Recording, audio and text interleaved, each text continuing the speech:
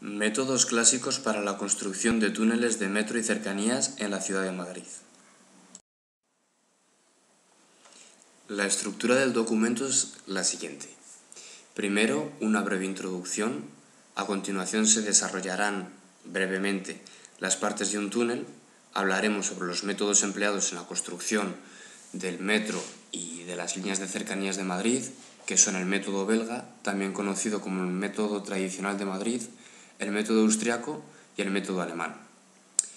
Seguiremos con una descripción de la maquinaria que se utiliza en este tipo de obras y por último acabaremos con unas breves conclusiones.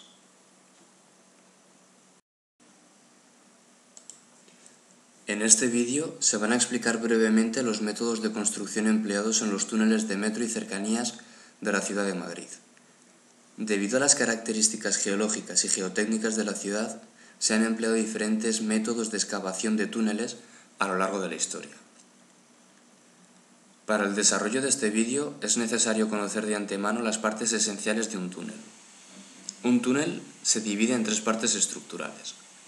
La bóveda, que es el techo del túnel, suele ser, por norma general, la primera parte en ser construida. La contrabóveda o solera, que es el suelo del túnel, y los hastiales, que son las paredes. Además, he incluido un cuarto elemento, pero lo considero constructivo, no estructural, no dentro de esta clasificación.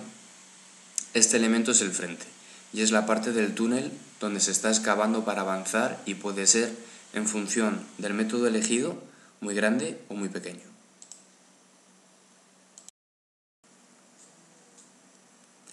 A continuación se va a proceder a la explicación de los diferentes métodos de construcción de túneles que se han empleado en la ciudad de Madrid.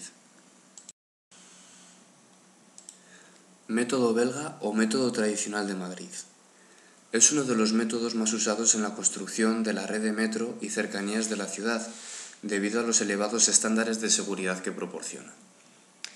Este método consiste en la excavación progresiva de los elementos que componen el túnel, de tal forma que se van retirando los elementos más estables, evitando así el hundimiento o la falta de estabilidad en el frente.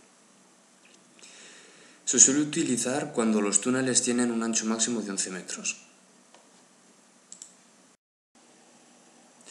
El proceso a seguir es el siguiente. Se comienza la excavación por medios mecánicos, abriendo una pequeña galería en clave del túnel para ir ensanchándola poco a poco, protegiendo y entibando el frente, hasta que sea posible hormigonar toda la bóveda. En el caso de encontrarse con una bolsa de arena o agua en el terreno, al tener el frente una sección muy pequeña, es más complicado que acabe en un hundimiento catastrófico. Método austriaco. Este método se puede utilizar a sección completa o a semisección, avanzando solamente con el frente de la bóveda, que suele ser de unos 30 metros cuadrados. Es decir, el frente es muy amplio, y esto conlleva serios riesgos. Una vez excavada la bóveda, se procede al sostenimiento de esta mediante la colocación de cerchas metálicas. Posteriormente se recubren con una capa de hormigón gunitado. Por último, se colocan bulones que mantienen las cerchas sujetas al terreno. Hasta ahora solo se ha excavado en la bóveda, que en la foto aparece con el número 1, y se ha avanzado en torno a los 15 metros de longitud. La excavación del resto del túnel, llamada destroza, se realiza en dos fases. En primer lugar se excava una primera bancada más ancha, que aparece con el número 2, que es por donde circulará la maquinaria implicada en la obra. A continuación se realiza la excavación de la última bancada, que aparece con el número 3, y se colocan las prolongaciones de las cerchas para conseguir una rigidez estructural. Se proyecta el hormigón y se instalan los bulones. Una vez finalizada la ejecución de la estructura, se procede a la excavación de la contrabóveda, número 4. Se instala la impermeabilización y por último se realiza el revestimiento mediante un carro de avance, que sirve de encofrado para permitir el fraguado del hormigón definitivo del túnel. A medida que se va avanzando en la excavación, se va gunitando cemento en las paredes del túnel, donde previamente se ha colocado una malla de acero. Posteriormente se realiza el encofrado definitivo con los encofrados pertinentes. Una de las características más importantes del método austriaco es que toda la excavación se realiza con medios mecánicos, recurriendo a excavadoras o a máquinas rozadoras. El método austríaco está prohibido en Madrid debido a su gran peligrosidad en terrenos blandos con poca cohesión, como son los de la ciudad. Su principal carencia es que el frente de excavación es muy amplio y ello conlleva un elevado riesgo de desplome en dicho frente. Esto es lo que ocurrió en febrero de 2005 en el barrio de Barcelona, el Carmel. La última vez que se empleó en Madrid fue en la ampliación de la línea 6 del año 94, en las cercanías de la estación de Príncipe Pío. Método alemán. Este método se emplea cuando las características del terreno son muy malas o se quiere construir cavernas con un diámetro superior a los 8 metros. Se utiliza mucho en estaciones subterráneas, donde la plataforma y los andenes suman un ancho muy importante para emplear métodos de excavación convencionales.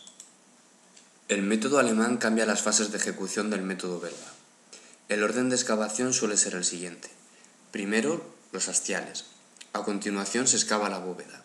Se sigue con la destroza y por último se realiza la solera. Para ejecutar los hastiales se avanza con 2 galerías paralelas que se rellenan posteriormente de hormigón. Una vez terminados los hastiales se puede ejecutar la bóveda, de forma que el anillo de ésta apoye sobre los estribos ya hormigonados. La destroza y la solera se realizan después, siguiendo el proceso habitual del método clásico. Hay que destacar que este método admite todas las subdivisiones que se quiera a la hora de excavar la bóveda y la destroza. Todo ello depende de las características geotécnicas del terreno. Cuanto peor sean, más subdivisiones tendremos que realizar. Este método ha sido empleado recientemente en la excavación de la caverna de la estación de cercanías de Sol. A pesar de ello, su uso ha ido desapareciendo en las estaciones de metro, viéndose sustituido por métodos de excavación desde la superficie o con pantallas. De los métodos clásicos de excavación, sin ninguna duda, este es el método más seguro.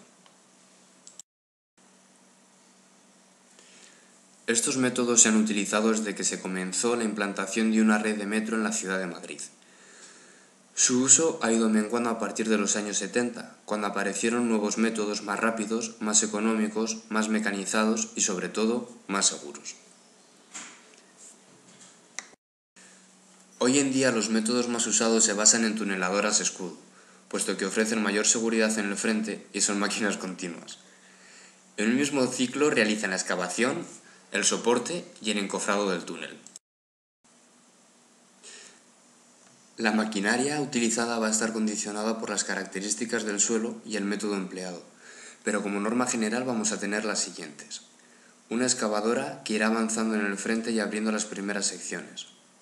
En muchos casos hay que recurrir a la voladura. Para ello se utilizaría un jumbo, pero en estas infraestructuras nos encontramos con 2 grandes inconvenientes. La primera, estamos trabajando bajo un medio habitado, y las vibraciones y ondas aéreas que puedan derivarse de la obra son perjudiciales para los ciudadanos.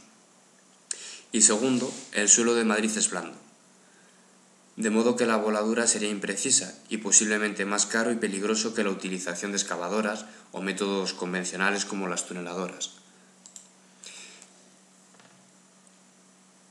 También se requiere la presencia de dumpers, especiales para minas, puesto que estamos trabajando en cavernas que en muchos casos no superan los 4 metros de altura. En algunos casos se puede utilizar una pala cargadora, cuando el volumen de material a extraer del túnel es muy elevado y las características geométricas de la excavación lo permiten. Equipos compresores para activar las mangueras de gunitado y otros elementos. Un carro impermeabilizador que se desliza sobre raíles y desde el cual se irá colocando el material geotextil para impermeabilizar el túnel. Y un carro de avance o encofrados convencionales. Para el primero es necesaria la instalación previa de unos raíles, que podíamos aprovechar los del carro impermeabilizador, por los que se irá desplazando la estructura. Se ajusta la sección del túnel y comienza el hormigonado entre la estructura y la capa de impermeabilización. Todo ello con hormigón de alta resistencia inicial, de modo que en un día el encofrado puede ser retirado. El encofrado convencional sigue el mismo procedimiento, pero suele ser más lento. Por último, cabe destacar que desde el comienzo de la excavación hasta el final de la misma hay un potente sistema de ventilación que llega hasta el frente, para evitar así la concentración de humos que puedan perjudicar la salud de los trabajadores. Este es el orden cronológico de aparición de la maquinaria en este tipo de obras. Para finalizar, se ha hablado de los 3 métodos clásicos de excavación de túneles que se han utilizado en la ciudad de Madrid. Se han expuesto sus características constructivas y el grado de peligrosidad que conllevan. Posiblemente este sea el factor decisivo a la hora de elegir uno u otro método. Como ya es indicado anteriormente, el método austriaco se ha prohibido en la ciudad de Madrid, y es por esta razón, la falta de seguridad que este método conlleva. Entre los otros 2 métodos, elegiremos uno de ellos en función de las características del suelo y de las características geométricas de la construcción. Si se quiere construir una caverna grande, se elegirá el método alemán, que es más lento, pero es mucho más seguro. Por el contrario, si la sección va a ser de unos 8 metros como máximo, se recurrirá al método belga, o tradicional de Madrid, que es el que más se ha usado en esta ciudad.